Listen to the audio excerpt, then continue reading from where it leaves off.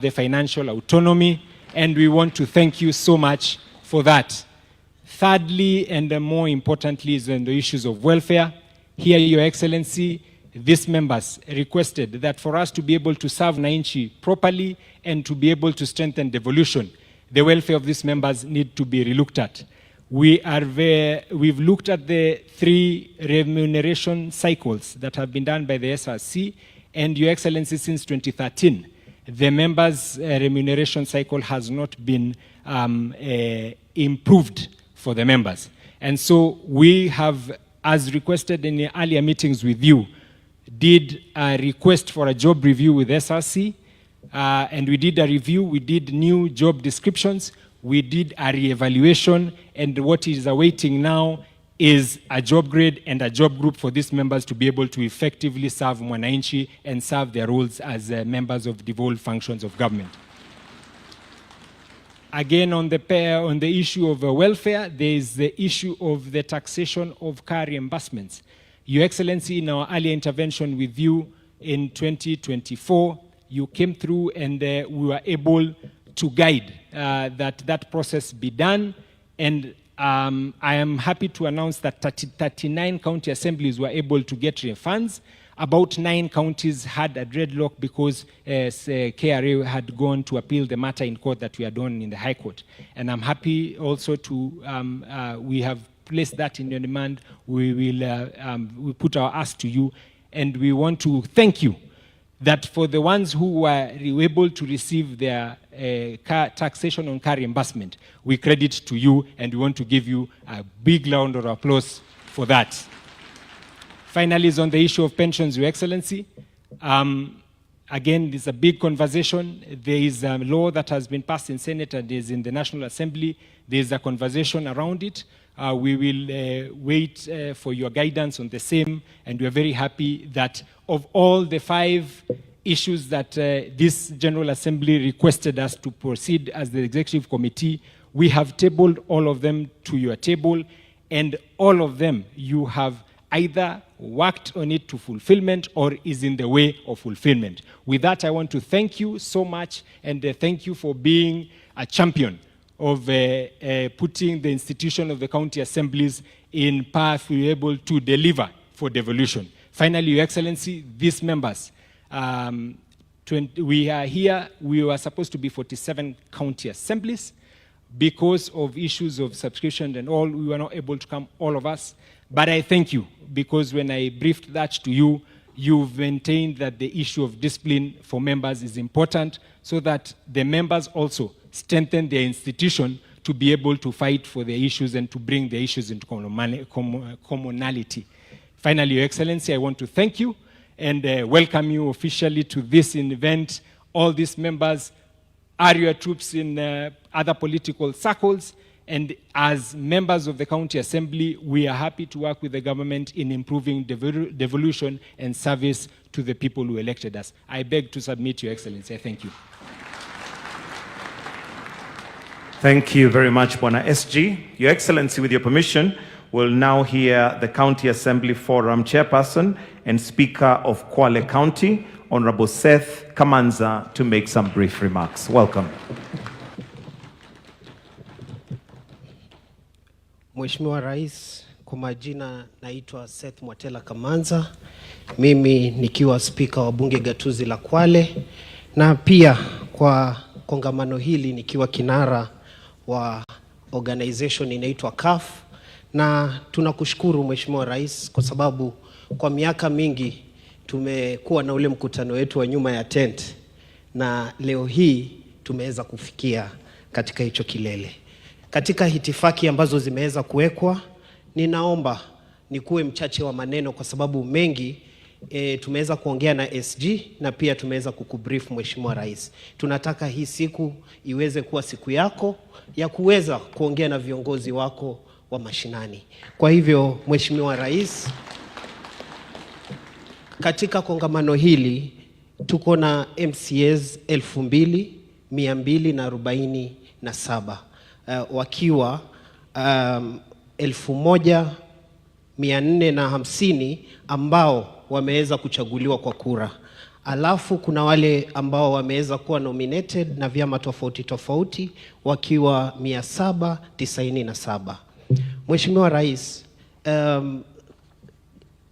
organization ya CAF imeanza kutoka mwaka wa 2013 na ni institution ambayo imeweza kuwashirikisha viongozi kutoka kaunti ya 47. Tumekuwa na changamoto, na hizo changamoto Mheshimiwa Rais, kwa nguvu za Mwenyezi Mungu tumeweza kuzipita, na kwa sahihi tunavyoongea tuko katika umoja wa county assembly zote.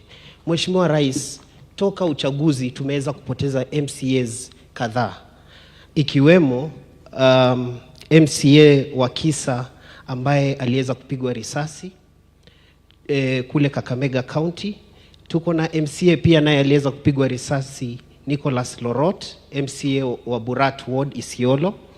Tuko na MCA Paul Leshimpiro, MCA wa Angata kutoka Samburu. Pia tuko na MCA ambaye aliweza kuwa abducted kutoka kule Wajia na akapatikana baada ya miezi 6. Mheshimiwa Rais, kwa nguvu hii ya wale MCAs ambao tumeweza kuwapoteza, ninaomba kwa sababu huu ndio tunaweza sema mkutano wa kwanza tumeweza kukutana, tuweze kusimama tu kwa dakika moja kuweza kukumbuka wenzetu ambao wameweza kutuacha.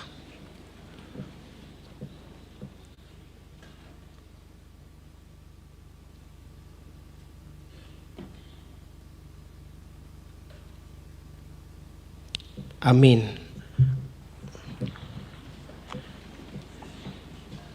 Mheshimiwa Rais, kwa miaka tumeweza kukua na umoja, lakini kuna changamoto ambazo viongozi hawa wameweza kuzipata. Kwa mfano, mara nyingi tumekuwa tukiomba mapeni kutoka katika executive ama zile county government tofauti tofauti. Kuna county government ambazo magavana wanatumia hii kama kikwazo cha kuweza kuwasaidia kuwafanya MCAs kupata mapeni yao. Kwa hivyo, Mheshimiwa Rais, ile autonomy uliotupatia tunakupa shukrani kubwa, na kwa hiyo tunakupa makofi ya kongole, na umekuwa baba, kwa sababu hakuna lolote ambalo tumeweza kukuelezea, si juzi, si jana, na hata leo umeweza kututatulia. Kwa hivyo wenzangu, members of the county assembly, I want to tell you that today the president is giving us good news.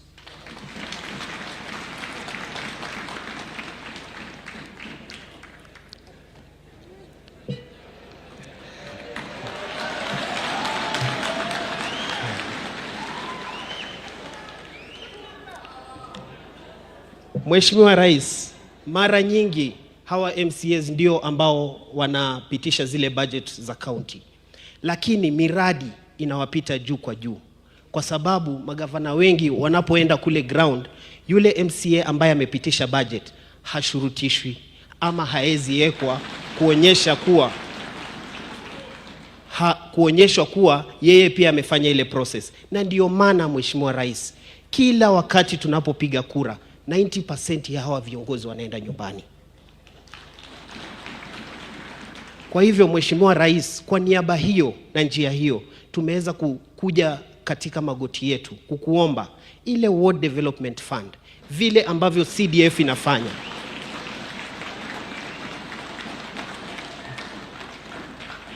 iweze kupitishwa ili hawa viongozi nao waweze kupata sura mbele ya wananchi.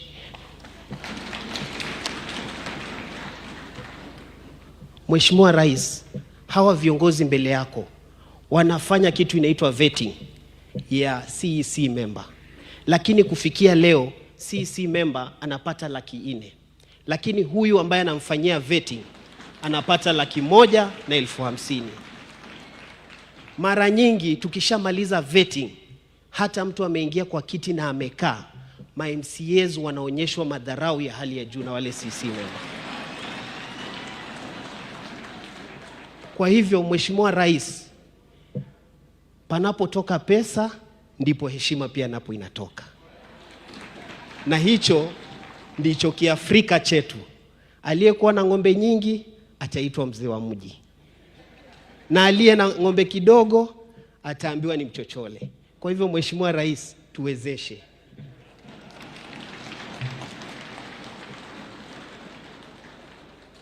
Mheshimiwa Rais, sitaki kuwa mwingi wa maneno kwa sababu mengi tumeweza kukuwakilishia katika mabunge yetu tofauti tofauti, na pia kisisi binafsi kukutana na wewe, na tunashukuru miaka yote toka nipate huu uongozi umeweza kutufungulia ofisi yako na kujadiliana na sisi. Therefore, honorable members, not that I don't know English, but I decided to use Kiswahili because it's a national language. Therefore, honorable members, let's pray that the president is giving us a gift back home.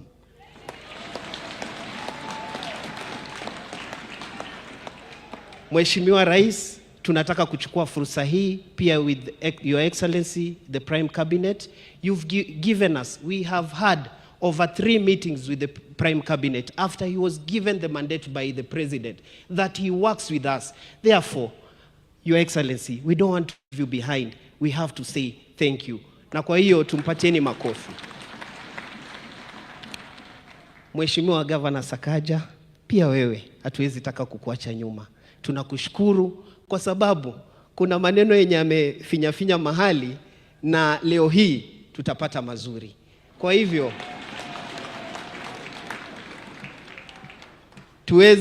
tuweze kuomba na kufinya kamba ziweze kukua ngumu, panapotoka speech ya rais iweze kuwa njema kwetu.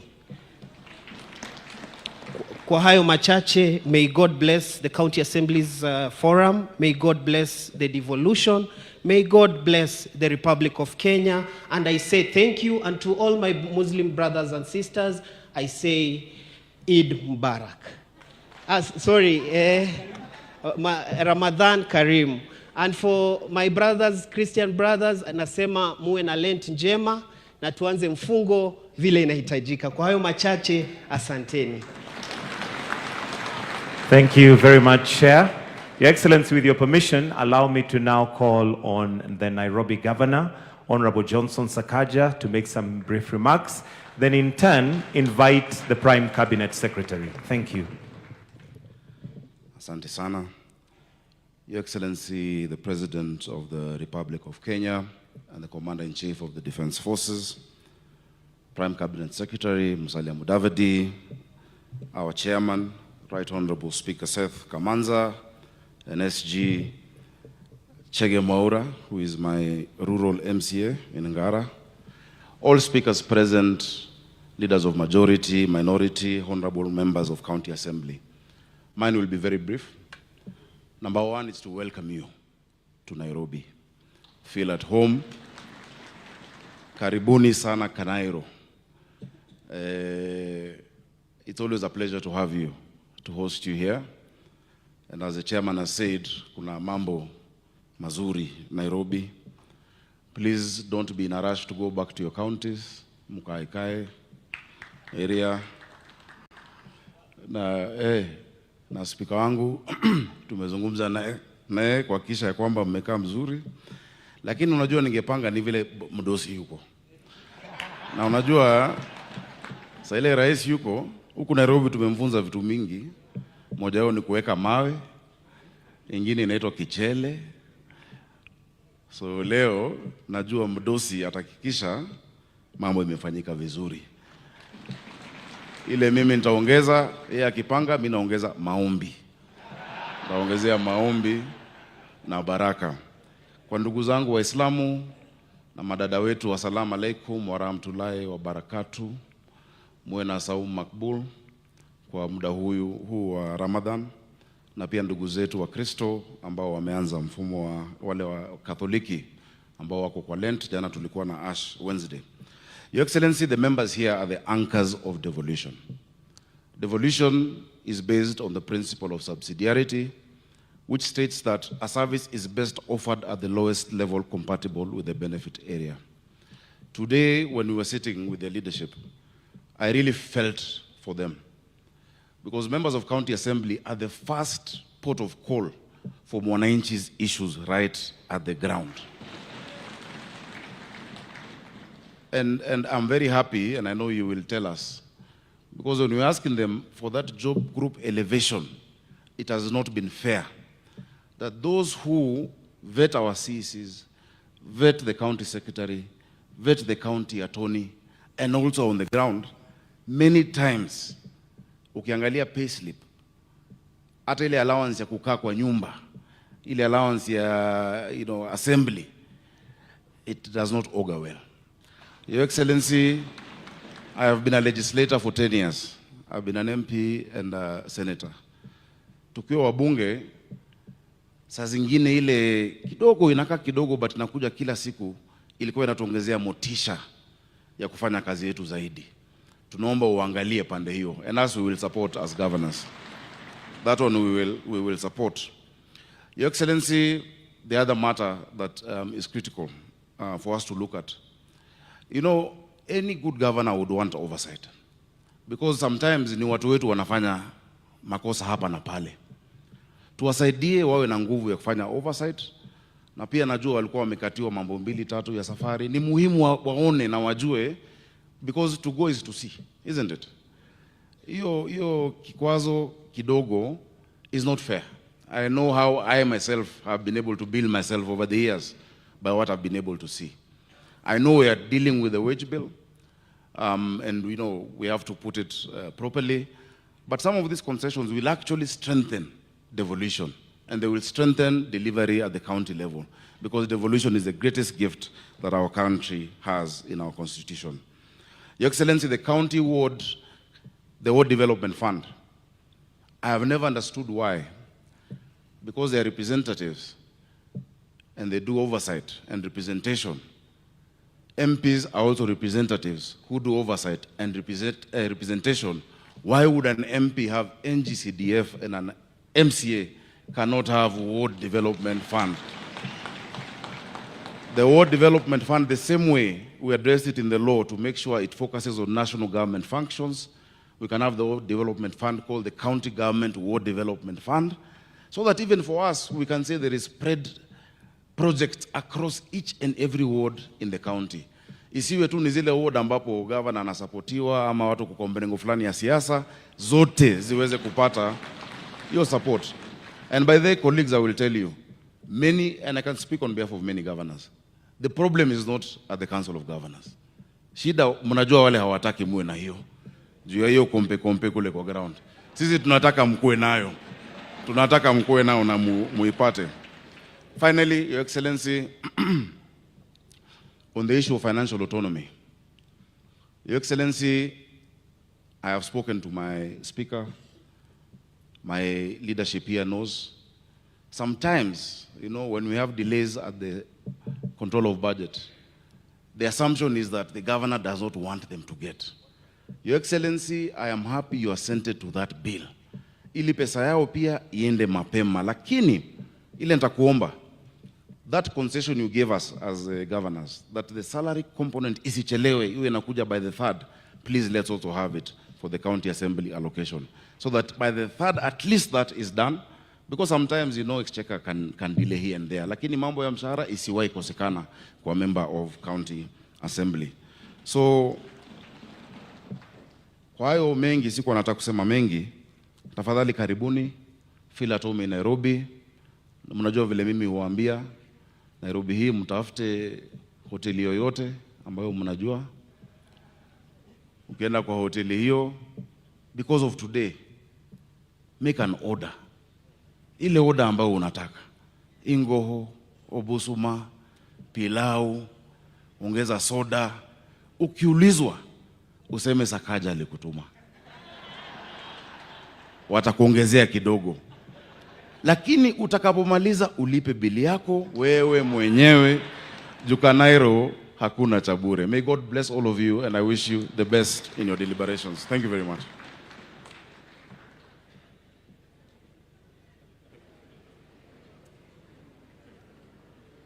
A round of applause for the governor, tafadhali. Your Excellency, with your permission, I'll now call on the Prime Cabinet Secretary, Honorable Musalia Mudavadi, to make his remarks, and in turn, invite His Excellency the President. Makofi yake tafadhali. Thank you. Your Excellency, the President of the Republic of Kenya, Honorable William Samoei Ruto, the Governor of Nairobi, Johnson Sakaja, the leadership of the County Assemblies Forum, and the distinguished members of the County Assembly Forum. Hamjambo. Your Excellency, with your permission, let me just draw a parallel to this very important forum. One of the most important and renowned presidents of the United States, Abraham Lincoln, maybe perhaps the most famous, I don't know, but you can do your research on this, started off his political career looking for leadership in the assembly. He attempted about 16 times without victory. And then he decided he was going to go for the big seat, and he became the President of the United States. I'm not giving these good men and women ideas, but what I'm saying is that being a leader of a county assembly is a very, very significant assignment in this republic. Very significant. And since 2013, Your Excellency, when I was then Minister for Local Government, I was assigned the responsibility of pushing forward the first pieces of legislation so that we can kickstart devolution, which we did after voting for the 2010 Constitution at a ratio of 67% for the Constitution to support devolution as the jewel in the crown. Devolution has matured. It has come of maturity. It is a very, very significant anchor and pivot in our Constitution. And therefore, institutions that buttress devolution must be given all the necessary support. And therefore, when you directed that I have a conversation with the County Assemblies Forum, I did so. They raised their issues, which they have touched on and you are seized with. And I believe with your support and encouragement, we shall be able to overcome these challenges so that the County Assemblies Forum and the people it represents can have greater strength as they perform their duties. One big appeal I want to put to the county assemblies through you, Your Excellency, is that county assemblies, I've talked of you having attained maturity. You've gotten to the age of majority as institutions. Do not allow your oversight and accountability role to be usurped by another institution. You are the ones who are supposed to oversight the county government. I don't know whether it is by design or whether it is that you forgot. It seems sometimes your role has been usurped.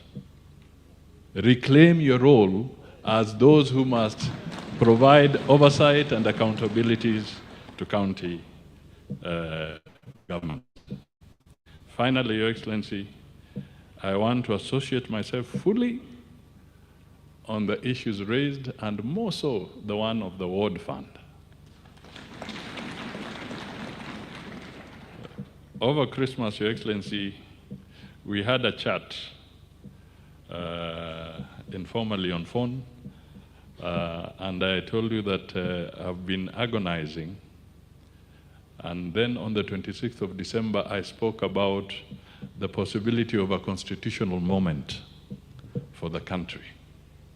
And one of the issues that I thought, with your guidance, needs to be really resolved, and we have the capacity to do so, is to anchor the ward fund and the constituency development fund and all those funds, to have a process of anchoring them properly in the Constitution, so that all these debates as to whether it should be there or not be there can be closed once and for all.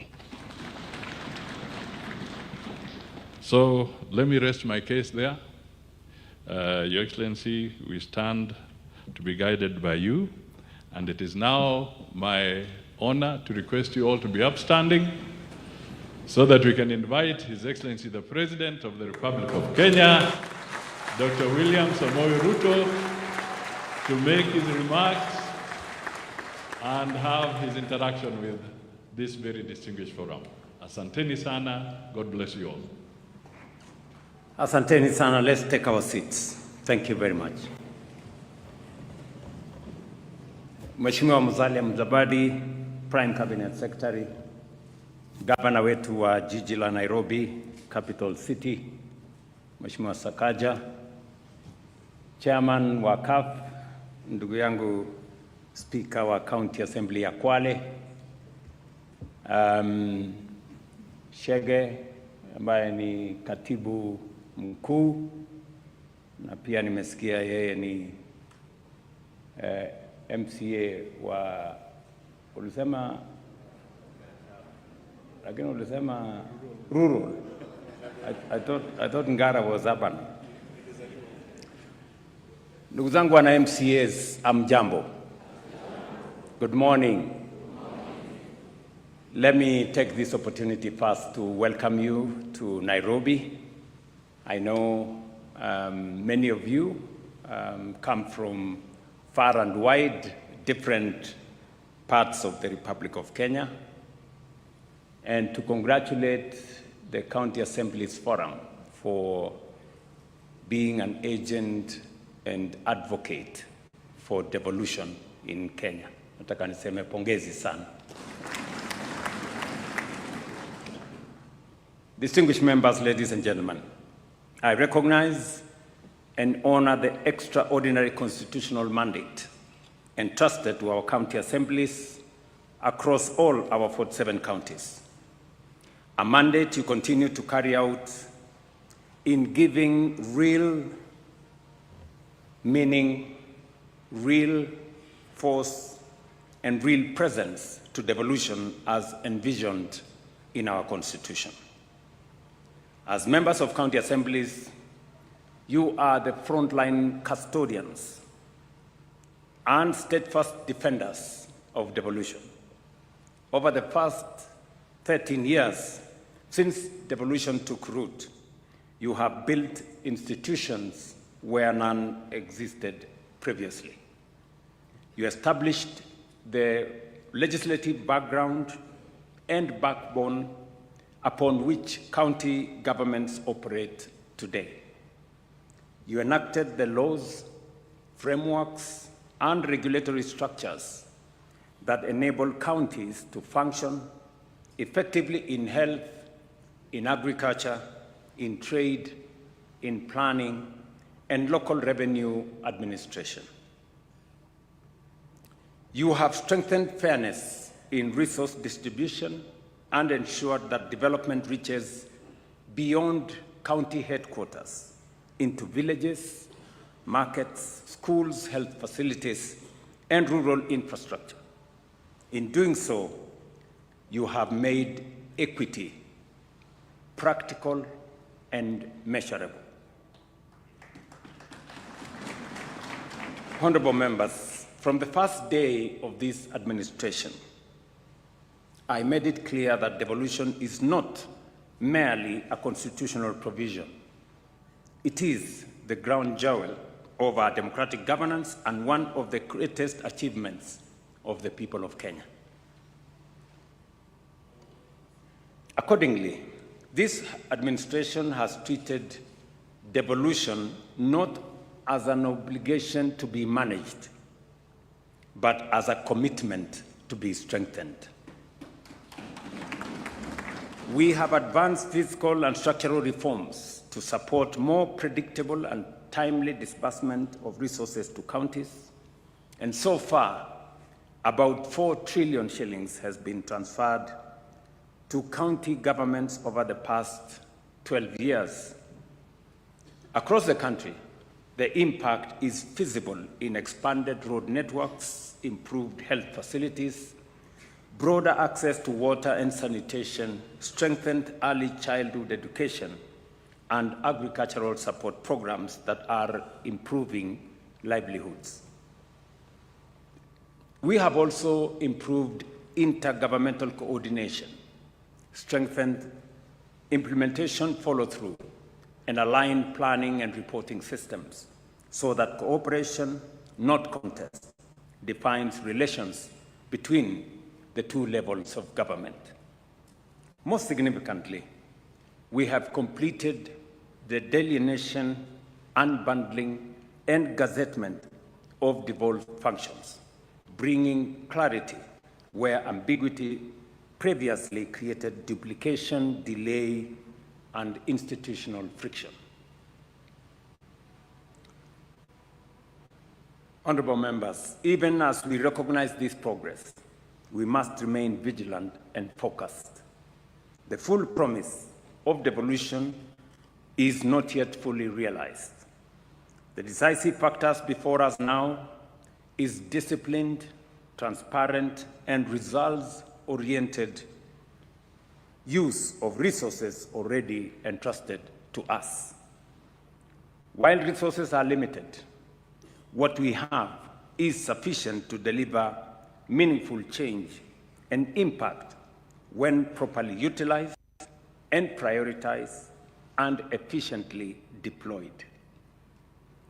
The central question, therefore, is not how much we have, but how well we use it. The questions we ask are allocations aligned to citizens' priorities? Are systems efficient? Are safeguards strong enough to prevent loss, waste, and misuse?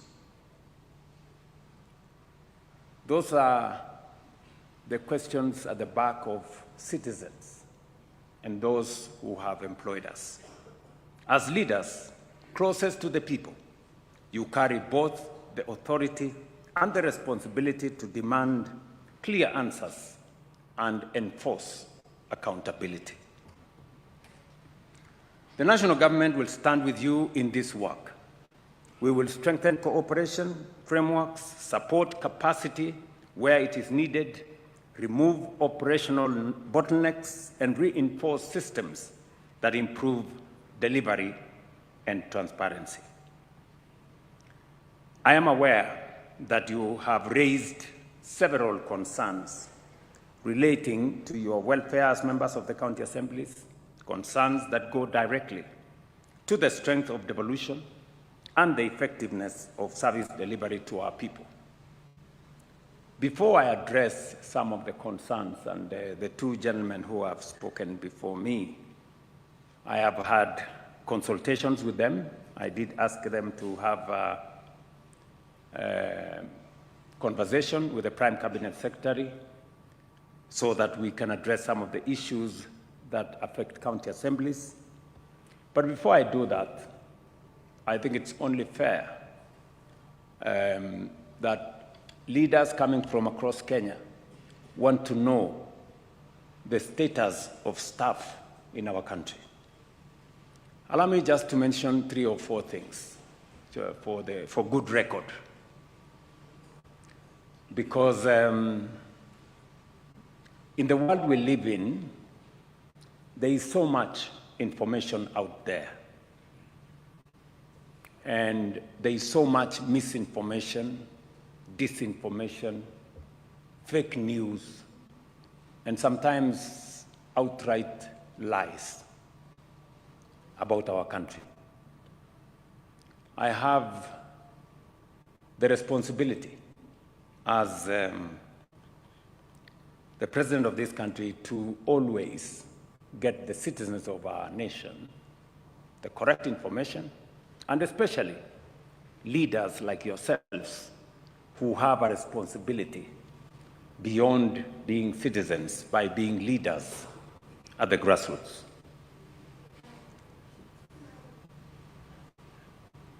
Our economy, I think you saw last week, Central Bank has now reduced the CBR rate, which is the anchorage for interest rates, from 9% to 8.75%, signaling the coming down of interest rates in Kenya. Just for good record, that CBR rate was 14% a few months ago. Put it correctly. We have consolidated and stabilized the economy of our country over the last 3 years. And numbers don't lie. Our inflation has come down from 9.6% to 4.5%. Our exchange rate has come down. Our Kenya shilling has strengthened. Today, the exchange rate is 129 Kenya shillings to $1. It was 165 shillings to $1 2.5 years ago. Our foreign exchange reserves have grown, almost doubled. In 2022, our foreign exchange reserves were $5.7 billion. Today, it is $12.3 billion. If you are an exporter, you used to request for dollars and wait for weeks and months because we didn't have enough foreign exchange.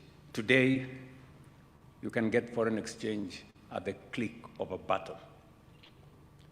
That is how we have consolidated our economy. And I can confidently tell you as leaders from the grassroots that our economy is now stable and we are on the takeoff. In fact, IMF, about 2 or 3 months ago, released a report that said Kenya had now overtaken Angola and Ethiopia, and we are now the 6th largest economy in our continent. And I want to promise you we are making progress. It's not easy. Some tough decisions have had to be made, but the risk of Kenya defaulting on its foreign obligations is now well behind us. I know to a good extent agriculture is devolved. It was part of my commitment to the people of Kenya and a necessary imperative for us as a nation that we reorganize our agriculture and change the trajectory from consumption subsidies to production support. Today, whether it is maize, whether it is tea, whether it is coffee, our production has gone up because of the interventions we have made. And slowly but surely, we are reducing imports. We have reduced imports of maize, we have reduced imports of sugar. We have reduced imports of rice because we have chosen the deliberate intervention to promote production, reduce the cost of farm inputs, and make sure that they are delivered on a digital platform to eliminate corruption and pilferage. The partnership that we have built with county governments, with the approval of county assemblies, to partner with counties in the delivery, especially last mile delivery of farm inputs, has been of immense use to us as we seek to enhance our productivity, and I must pay gratitude to county assemblies that have supported that exercise. Asanteni sana.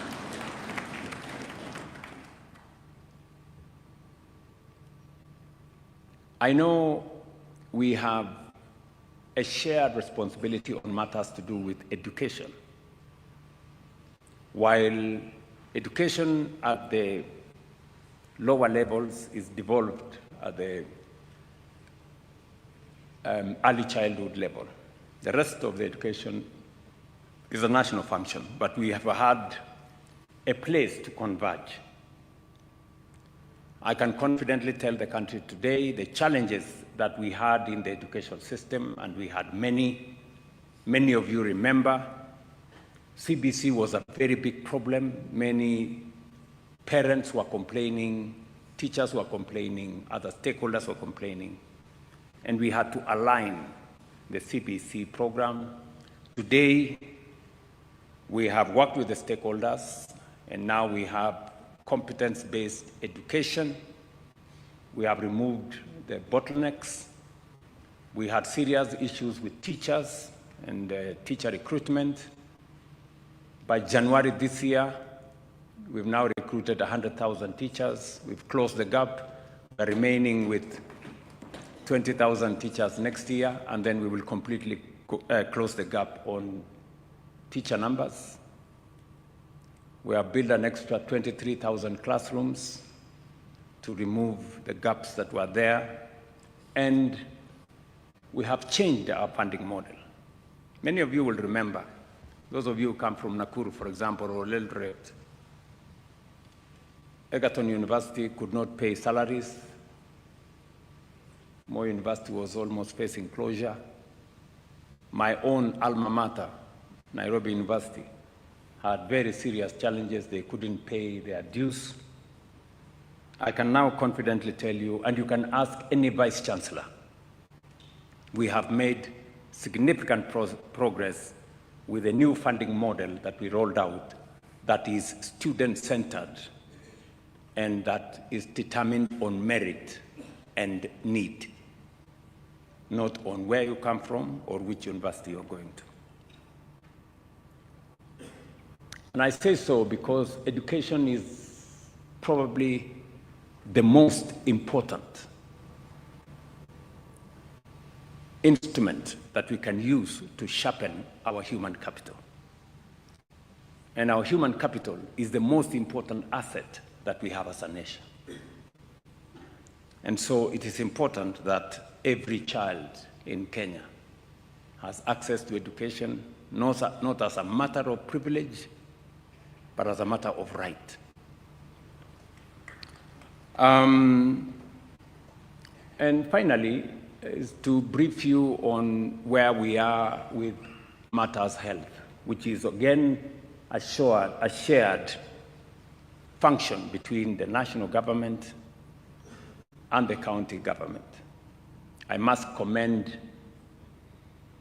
the Council of Governors. They have worked with me and the national government in making sure that health does not become a privilege for those who have jobs or those who have means or those who can afford, but health becomes a right as it is defined in the Constitution, Section 43, that health is a right for every citizen of the Republic of Kenya, irrespective of any other consideration, financial, social, religious, whatever. So we're making very good progress, and I am proud of the numbers that are now clear. I was in the city of Nairobi yesterday, and Nairobi, which has the largest population, is actually among the first 5 counties that have registered SHA, despite their numbers. Today we have 29.3, as of yesterday, million Kenyans registered, and we have treated close to 6 million Kenyans in the last 1 year who've been to hospital. All I want to ask members of county assemblies, don't allow facilities in your area of jurisdiction to continue to charge citizens for treatment. Let me repeat. As a member of the county assembly, I want you to know every facility that is providing outpatient facility, be it a dispensary, be it a health center, or a level 4 hospital, be it private, faith-based, or public, all of them, the government of Kenya pays for citizens who go to those facilities for outpatient facilities without any payment. Citizens should be treated. All they need to do is to make sure they are registered in SHA. The rest will be taken care of by the government of Kenya. Let me also say that I have worked with the county governments, because the biggest challenge that has always been there to the people of Kenya has been the absence of medicines in our facilities. Mwananchi anaenda pale, anaambiwa mambo ni sawa, namna hii, mwisho anaambiwa hakuna dawa. So we have agreed with the Council of Governors. The problem that existed at that time was the refill rate of KEMSA. Refill rate for KEMSA in 2022 was 38%.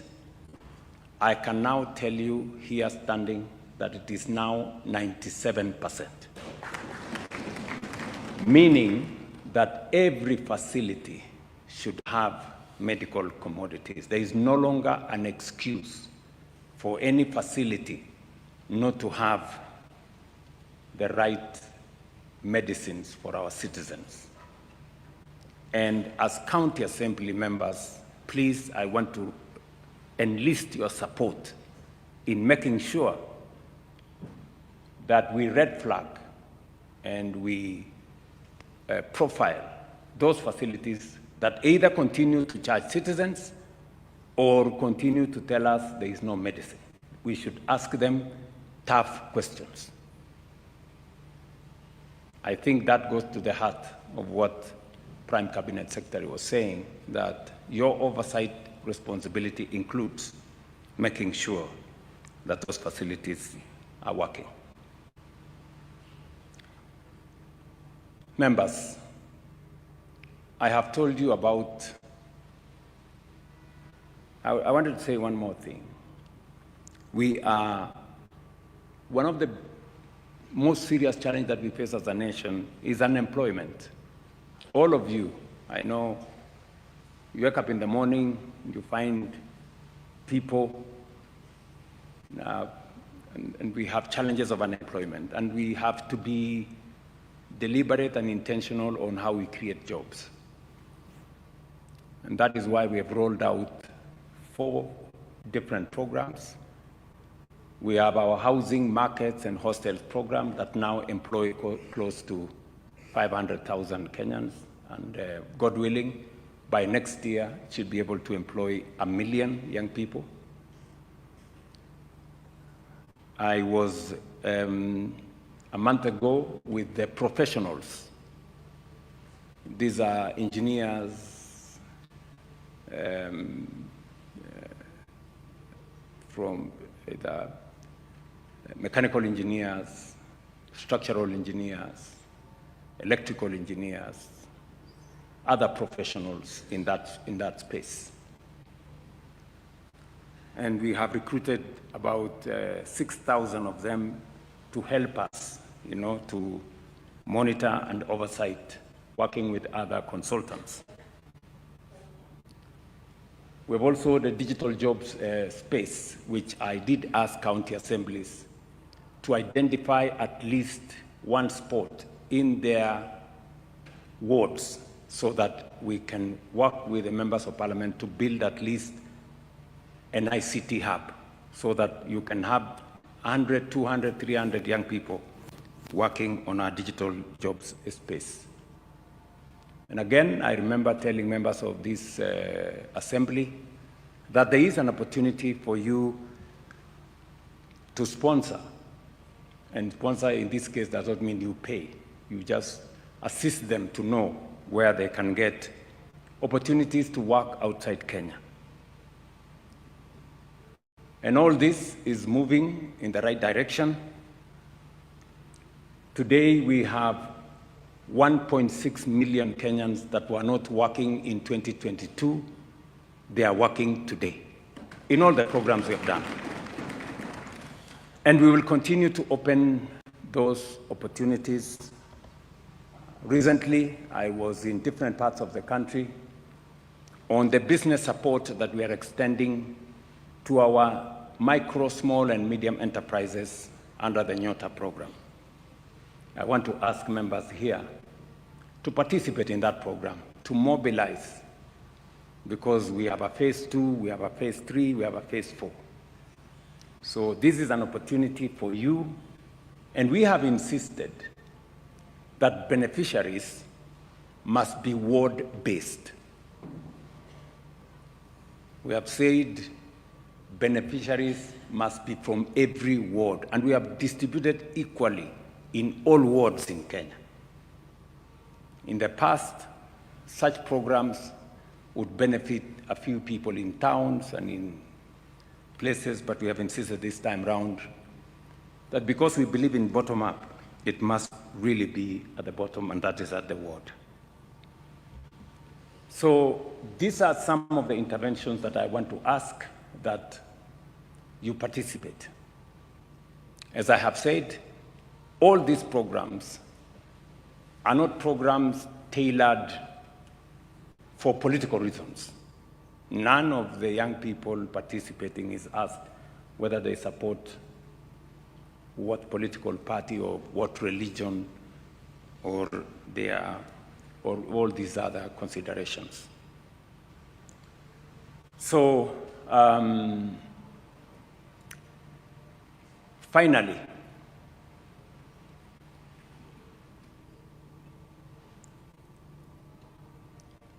we are talking about the foundation we have laid. We've dealt and consolidated and stabilized our economy. We've transformed our agriculture. We have stabilized our health. We have worked on job creation. But there is more to be done. That's a good foundation. But going into the future, there are 3 things we must do. Number 1, it's not enough to carry out the agriculture we are doing under rain-fed agriculture. The future, with climate change, with limited agricultural land under rain-fed agriculture, the future is now in water harvesting, water storage, and irrigation. And the plan is to have at least 2.5 million acres under irrigation so that we solve the problem of food insecurity in a permanent way. And that is why you've had me lay out the plan to build 50 mega dams in different parts of the country, another 200 large dams, and another 1,000 micro dams. It should concern you as members of county assemblies that with this rollout, where is your ward?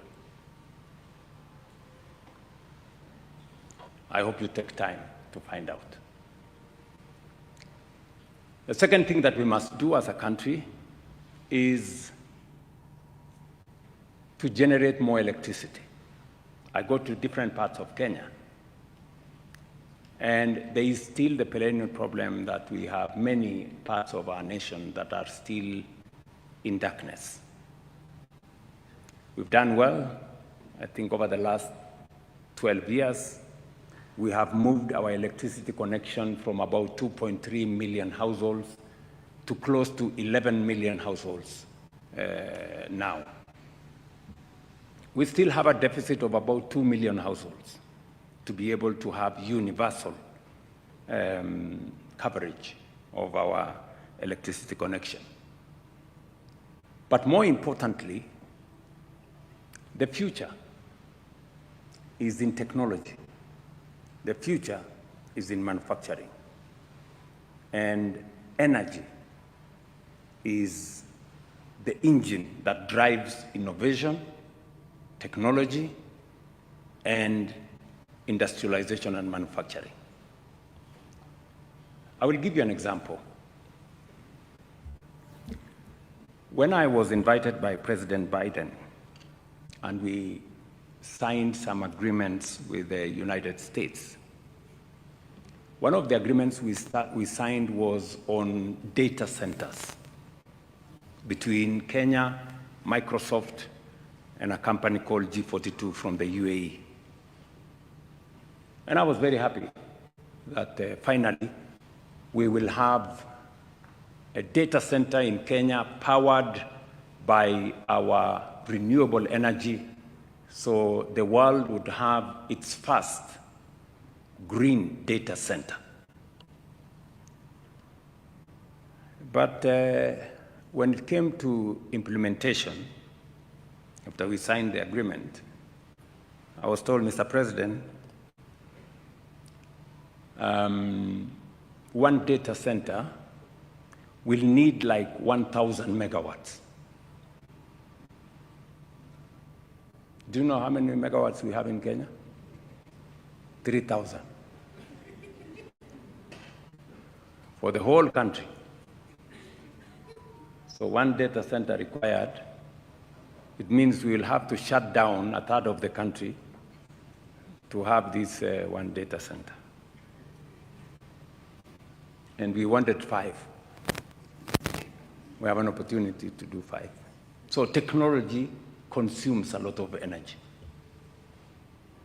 And that is why if we are going to go into the future, if we are going to be competitive, and we have no choice, otherwise we'll be left behind,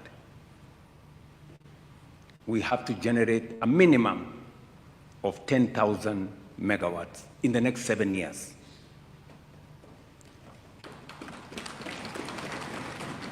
It's going to cost us something like 1.5 trillion. Mnanielewa? So these are realities that we must live with. When you hear me say, for far too long, we have been making peace with mediocrity, tuko tu hapo, the scale of our ambition, the level of our thinking has been limited. So we need to generate energy. And we have enough energy to generate. In fact, we have 10,000 megawatts potential for geothermal. We have 20,000 in wind. We have more capacity in solar. And we have so many other including nuclear. So we must take it in that direction. And finally, we must make this country move. Transport, logistics. Today, we have 20,000 kilometers of tarmac in Kenya. Japan, which is smaller than Kenya, has 1 million kilometers of tarmac. Do you notice the difference between 20,000 and 1 million?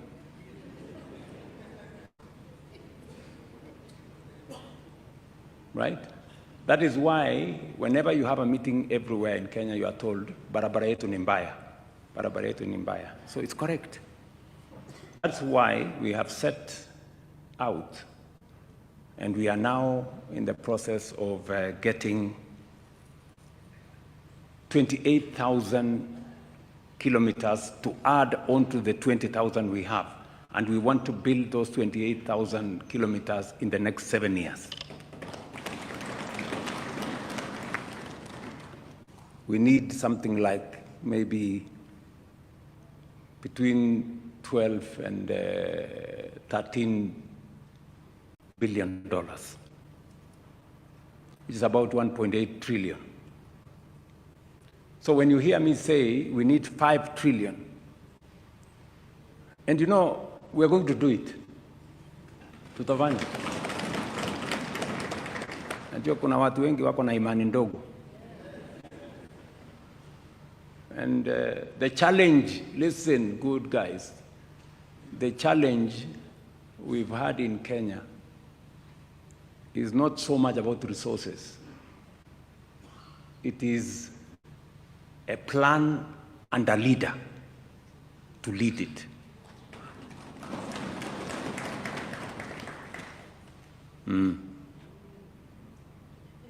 Si tulisema tunafanya affordable housing.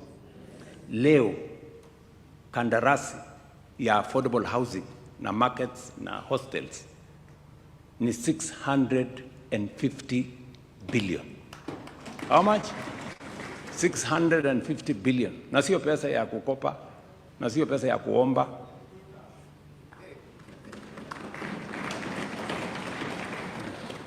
Hata kama niliitwa Sakayo, kwani nimekufa? So bado mimi niko heri. Lakini go to Kisumu today, go to Homa Bay, go to Nakuru, go to Mandera, go to Mombasa, come to Machakos, go to Kitui.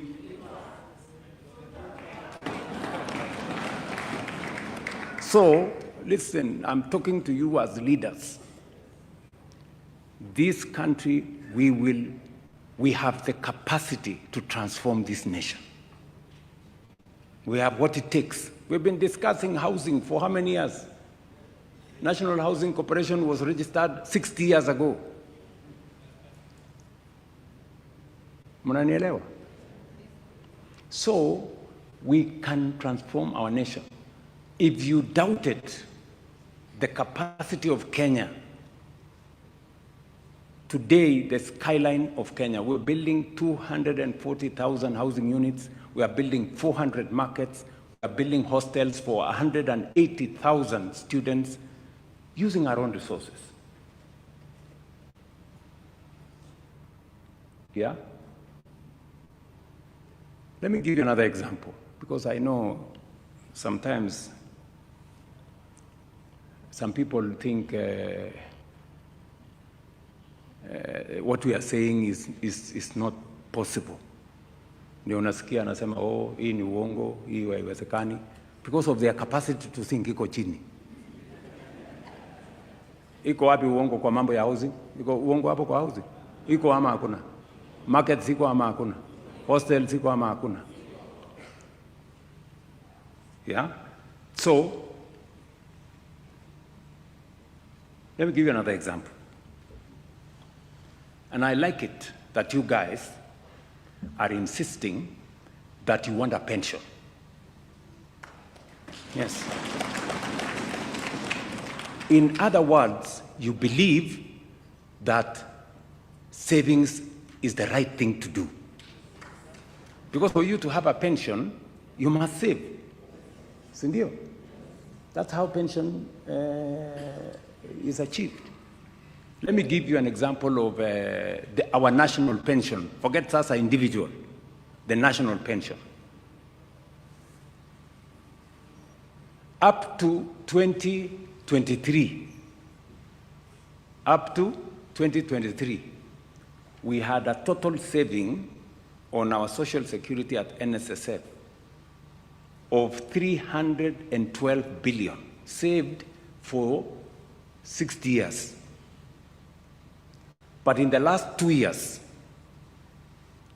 because I insisted that we cannot continue the way we are saving, let us look for the best practice globally. What is the world doing? You know, we cannot continue to say, oh, this is us, or, you know, we have to do it this way. Since we changed the contribution metrics, which we changed in 2023 with a lot of difficulty, today, our pensions have grown from 312 billion.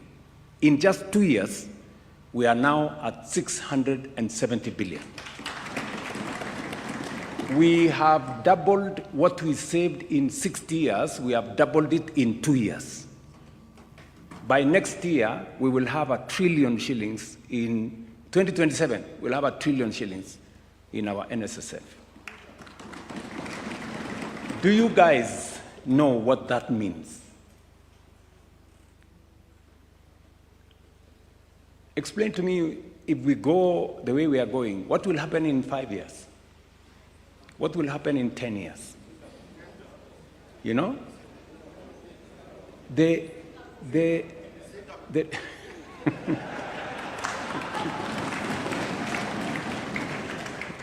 Listen, the reason why we roam capitals of other countries to go borrow money is because we have refused to save our own money. The money we are going to borrow from China is the savings of the Chinese people. Their saving is 55% of their GDP. Our saving is 12% of our GDP. That's the difference. So we go borrow from the Chinese, tunakuja tunafanyia kazi hapa, halafu we have to pay with interest. Last year, I went to China twice. To do what? To negotiate. No. To go negotiate, sasa bwana mkubwa, unaona sasa hii deni iko kubwa sana. We are paying $1 billion every year. So we couldn't find space to do any road or to do anything. So we went to tell them, hii deni punguza kidogo, inatuumiza. So forget about what you see huko. Nakuta huko, iko parade kubwa. Askari wanapita huko, tumesimama hapo. Unafikiri it is pomp and color. Hiyo parade kiisha, ukiingia ndani hapo, mlango ikifungwa, unaanza kuambia ule mtu, tafadhali bwana.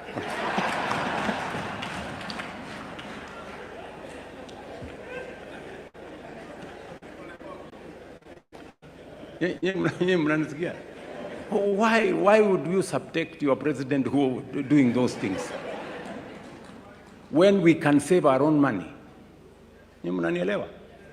Look, I must tell you this because you are leaders in Kenya. Uganda, which is half our economy, has a bigger social security fund than us. Tanzania here, 60% of our economy, has a bigger social security fund than us because they made the right decisions early. Sisi tuko hapo. You know? But I want to promise you, things are going to change. If we continue the same way we are continuing, I am very confident in 10, 15 years, we will not be borrowing any money from any country. We will be using our own resources, and if we need to borrow, we will be borrowing from our own savings to be able to drive our development. Nyinyi mnanielewa? But somebody has to take the lead. Na lazima mtu akubali aitwe majina. Na lazima mtu akuwe unpopular. Lakini we must make the right decisions for Kenya. You people, we are not elected to be popular. We are elected to do the right things for our nation. Make the right decisions for Kenya. Nyinyi mnanielewa? Yes. And I promise you, I will make my contribution to this great nation. I had a meeting with the governor of Nairobi, because we need to sort out the city of Nairobi. The city of Nairobi is not just another county. This is the capital city of Kenya. This is the face of Kenya. This is the seat of the Republic of Kenya. Many people who say they have come to Kenya, they have actually come to Nairobi. And that is the impression they carry. If they find takataka all over the place, if they find the place in darkness, if they find the place people being mugged, that is the impression they get of our country. Ama? Yes. So I have a duty, and the law is there to assist the county of Nairobi to make sure that we present the right image of the Republic of Kenya. But you know, many people are obsessed with form instead of substance. Many people are obsessed with titles and positions instead of progress and service to the people. And we must get the right focus. So, good people, I am asking for your partnership for us to change Kenya. It is doable. It is possible. I rest my case. On the remuneration of members of the county assembly.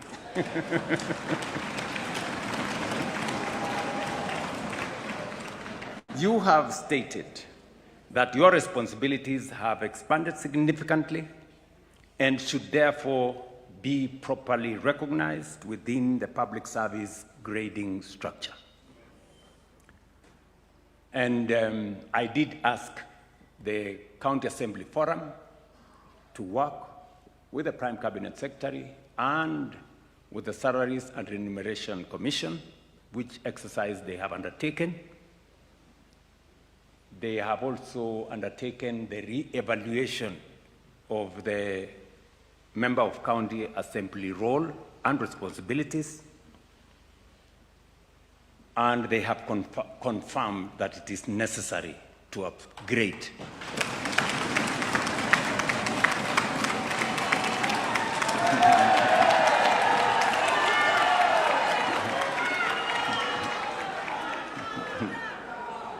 So, a job evaluation was duly completed and submitted to the Salaries and Remuneration Commission.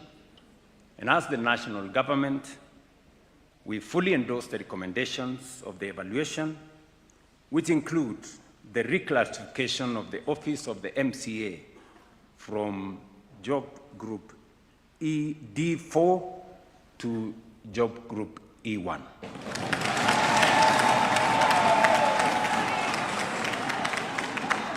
That is in recognition of your mandate and workload. And we are going to make the necessary adjustments so that this can be implemented immediately.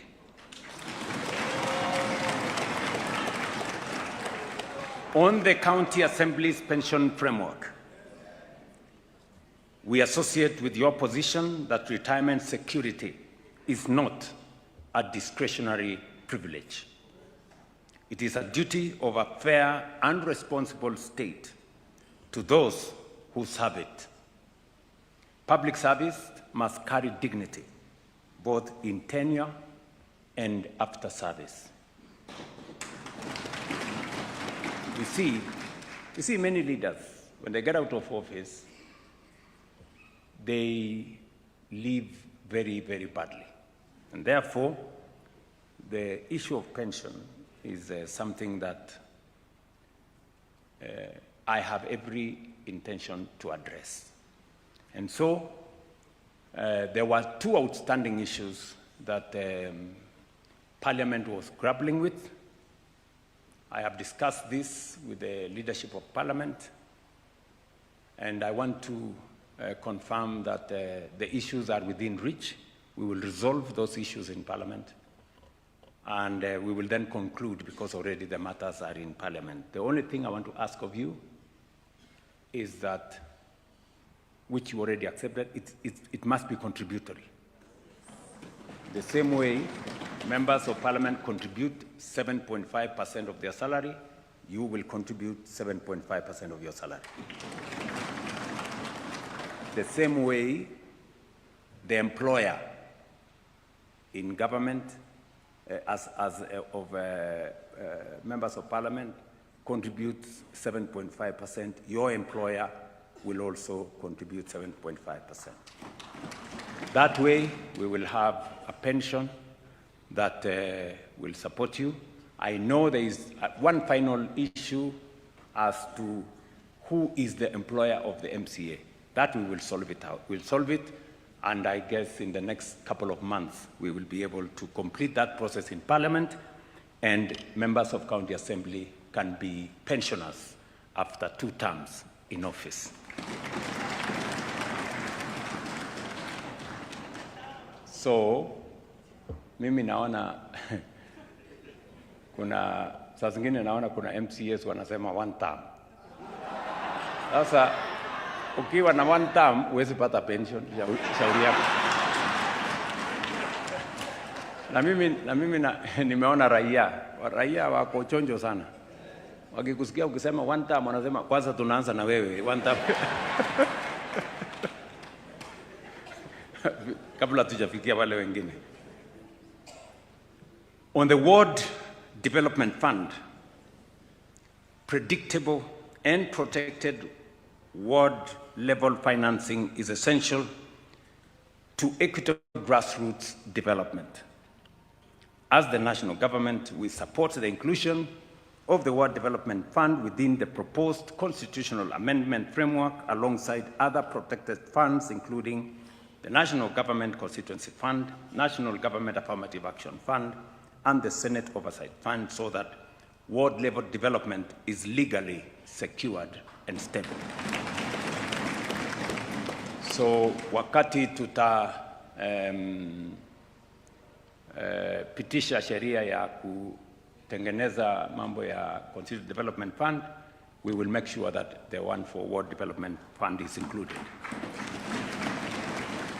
I will again ask the County Assembly Forum to work closely with the Office of the Prime Cabinet Secretary on this matter, so that, because there are certain legal challenges that are going on in court, so that we can navigate the processes and make sure that this becomes a reality. On the anchoring of the County Assembly's Forum in law, the Intergovernmental Relations Amendment Bill of 2024, which seeks to formally establish the forum in statute, is currently at the 2nd reading stage at the National Assembly. I am aware that its progress has slowed down due to procedural contentions over whether it qualifies as a money bill. We will conclude the conversations with Parliament constructively to resolve this matter and ensure that the forum is properly anchored in law without further delay. So again, you guys have a responsibility. When you run into trouble, you have my telephone number. You can always find me.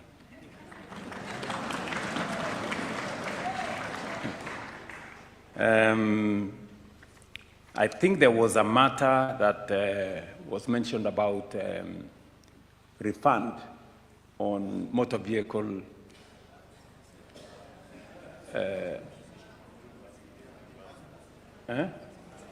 reimbursements or refund on car grant reimbursements.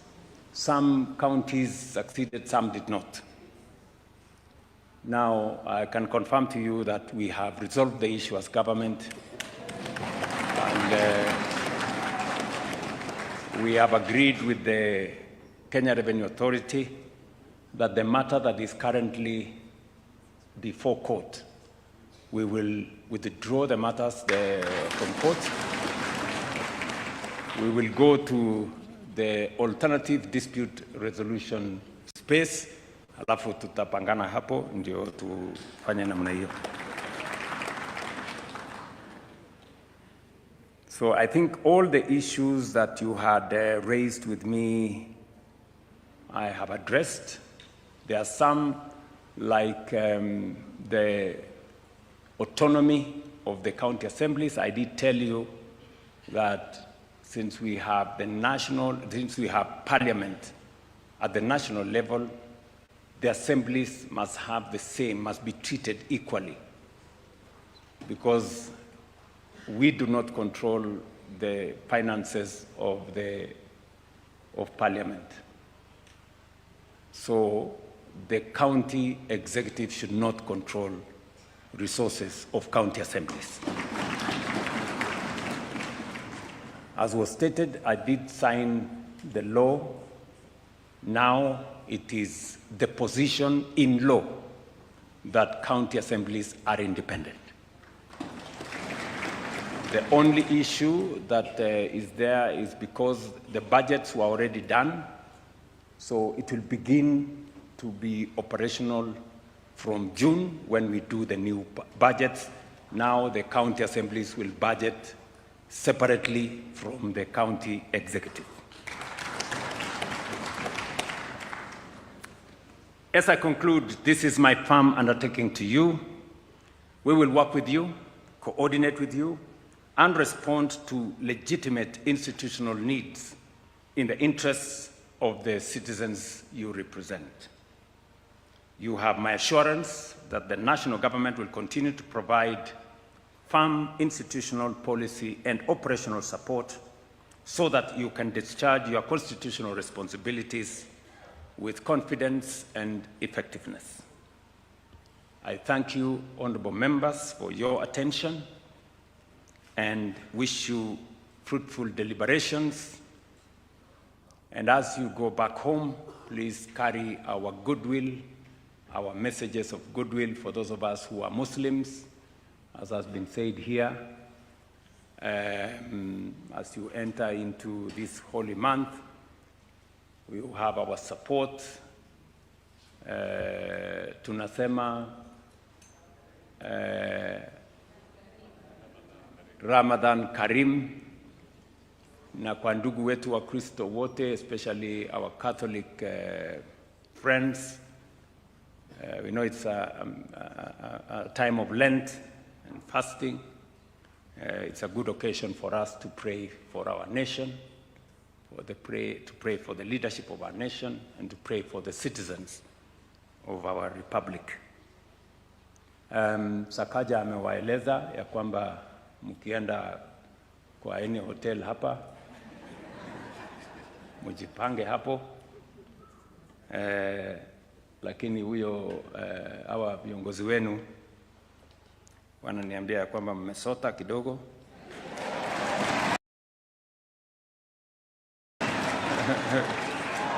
Hapa Nairobi, watu wa Nairobi wamenifundisha ati kuweka mawe. Mimi watu wa ushago sijui kama mnajua kuweka mawe. So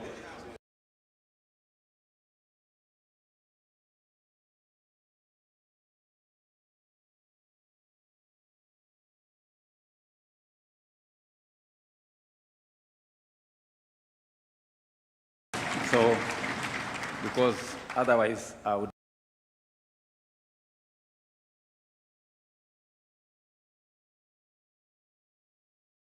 simtasalimia watoto wenu jameni.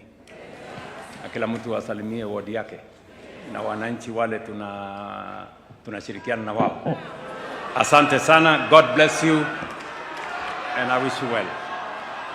Naomba sote tusimame wima tumalize na wimbo